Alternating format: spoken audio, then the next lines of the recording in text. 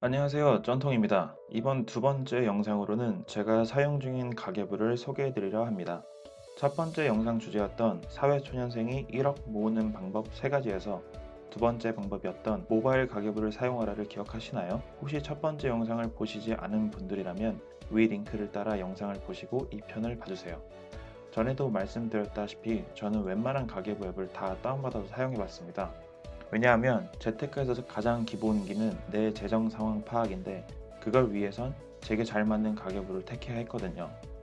다시 한번 말씀드리지만 제 입맛대로 가계부를 수정할 수 있느냐가 가계부 선택 기준이었고요.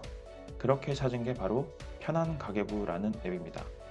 요즘 대표되는 가계부를 하면 단연 뱅크샐러드라고 할 수 있을 것 같아요. 버스나 지하철 광고에도 많이 눈에 띄더라고요. 돈 관리는 모르겠고 돈은 모으고 싶다. 이런 거 많이 보셨죠? 저는 사실 이 문구를 보자마자 뱅크샐러드는 저와 맞지 않다고 생각은 했지만 우선 뱅크샐러드와 편한 가계부를 비교해 보자면요. 제 입맛대로 수정할 수 있는 건 편한 가계부가 훨씬 편하다는 결론을 내렸습니다. 예를 들어 드리자면 뱅크샐러드는 자동 연동이라는 걸 강점으로 내세운 앱이에요. 공인인증서나 아이디, 비밀번호를 통해 나의 체크카드, 신용카드, 주식, 보험, 부동산 등 전체 자산 정보를 알아서 끌어와 자동 갱신이 가능하도록 해놓은 거죠. 그래서 뱅크샐러드가 알아서 갱신해주니 돈 관리는 안 하고 있지만 그 데이터를 통해 적절한 리포트를 제안함으로써 돈을 모으는 듯한 착각을 불러일으킵니다. 근데 내 돈이 얼마가 들어와서 얼마가 나가는지를 정확하게 파악하지 않은 상황에서 어떻게 제대로 저축을 해 나갈 수 있을까 의문이 들더라고요. 그리고 모든 게 다 연동되는 건 사실 아닙니다. 가령 저는 주식을 유진투자증권, 나무증권, 키움증권 세 계좌로 나눠서 운용 중인데 뱅크샐러드인 유진투자증권은 아직 지원하지 않아 결국 수동으로 기입해야 됩니다. 부동산도 아파트, 오피스텔, 빌라 정도만 있고 토지, 상가 등은 없어서 따로 써야 해요. 나중에 자동갱신이 모두 이루어진다면 이야기는 달라지겠지만 뱅크샐러드를 쓰나 편한 가격으로 쓰나 결국 수동으로 해야 할 게 있다면 차라리 제 입맛대로 자산을 자유롭게 설정할 수 있는 편한 가계부를 쓰는 게 낫다는 거였어요. 그리고 저는 가계부를 통해 수입과 지출의 밸런스를 조절해서 보다 많은 저축액을 늘리는 것이 궁극적인 목적인데 이것 또한 편한 가계부가 직관적이라는 느낌을 받았습니다. 그럼 지금부터 편한 가계부를 살펴볼게요. 우선 구글 플레이에서 가계부를 검색해 주시면 앱이 두 개가 나옵니다. 위에 건 무료, 그리고 밑에 건 유료 버전인데요. 이 둘의 차이는 크게 네 가지인데 제가 2, 3년간 써본 바로는 자산 10가지 제한이 가장 크기 때문에 유료를 권해드립니다. 저 또한 단돈 2,500원에 구매 후 아주 잘 쓰고 있는데요. 왜 제가 단돈 2,500원이라고 하면 평소 100만원 쓰던 사람이 사실은 자기가 얼마나 쓰는지조차 정확히 알 수가 없습니다만 100만원 혹은 그 이상을 쓰면 100만원 이상의 비용이 손실이잖아요. 근데 100만원에서 2,500원을 사용해서 가계부를 쓰는 습관을 기르면 우선 자기가 얼마를 쓰고 얼마가 나가는지를 알 수가 있고 얼마가 나가기 때문에 향후 얼마를 더 줄여볼 수 있는지 알게 된다면 이건 소비가 아니라 투자가 아닐까요?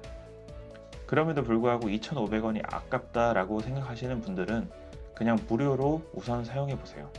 중요한 건 시도해 보는 거거든요. 자, 그럼 설치 후 들어가 보면 이런 식인데 기입을 이렇게 하는 겁니다.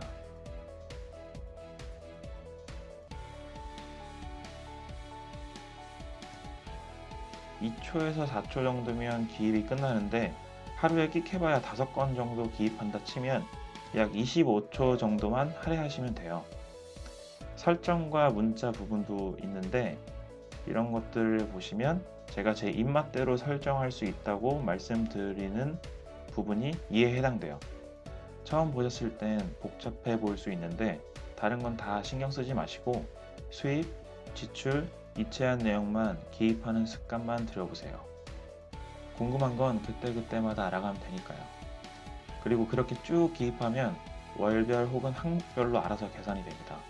그래서 이걸 통해 매달 난 얼마가 들어오고 소비했으며 그래서 얼마를 모았는지 직관적으로 확인해 볼 수 있는 겁니다. 여기까지 보여드리고선 지금부터 가계부를 통해 지출을 줄이세요 라고 하면 과연 할 사람이 몇 명이나 있을까요? 그래서 우선은 유료든 무료든 다운받아서 평소 소비하시던 대로 아니면 더 지출하셔도 됩니다. 소비를 줄여야 한다는 스트레스는 멀리 던져버리시고 모든 재정 행위를 단 1개월만이라도 가계부에 다 적어보세요. 아까 보셨죠? 기입하는 거 2초에서 4초 정도밖에 안 걸려요. 저는 절대 절약하려고 안 했습니다. 그냥 마음껏 쓰시되 기입만 하세요. 이게 재테크의 가장 밑거름이자 시작입니다. 그리고 어떤 분은 이미 다른 가계부를 통해 월 수입과 지출, 저축액을 아시는 분들도 계실 거예요. 그분들에겐 한 가지 제안을 드립니다. 본인 월 지출액의 5%씩을 매달 줄여나가 보세요. 100만원 쓰는 사람에게 50만원으로 줄이라는 게 아니라 95만원으로 줄여보라는 겁니다. 95만원을 90만원으로, 90만원을 85만원으로 본인의 한계까지 계속 줄여보세요. 100만원 버는 사람이 100만원이나 그 이상은 자연스럽게 쓸 수 있지만 100만원을 계속 줄여서 모아보는 경험은 드물 거예요. 근데 그렇게 해봄으로써 갑작스런 해고로 인해 더 이상 수입원이 없어지게 되는 위급한 상황이 왔을 땐 흔들리지 않고 버틸 수도 있고 스트레스 안 받으며 남은 자금을 잘 운용하실 수 있을 거예요. 정리하자면 편한 가계부를 다운받는다. 유료를 추천하나 부담되면 무료로 우선 다운받는다. 1개월간 마음대로 소비를 한다. 모든 수입 지출 항목을 적는다. 적는 게 습관이 되어가면 평균 지출의 5%를 매달 줄여본다. 입니다. 다시 한번 말씀드리지만 가계부로 돈을 불리는 건 아닙니다. 근데 돈을 불리고 싶다면 돈부터 모아야 하는데 가계부만한 게 없어요. 같은 시간 동안 얼마를 저축하느냐에 따라 내 미래의 경제적 자유 크기가 어떻게 결정되는지는 추후 엑셀을 통해 알려드리겠으나 우선은 구두로만 정리를 하자면 같은 시간당 돈을 더 많이 저축할수록 경제적 자유의 복리법칙으로 도달할 수 있으니 반드시 가계부를 통해 본인 스스로 돈 관리부터 하실 수 있어야 해요. 이상 쩐통이었습니다. 긴 영상 봐주셔서 감사하고요. 이 영상을 보시는 모든 분들이 지금의 여러분보다 빨리 부자가 되실 수 있길 바랍니다.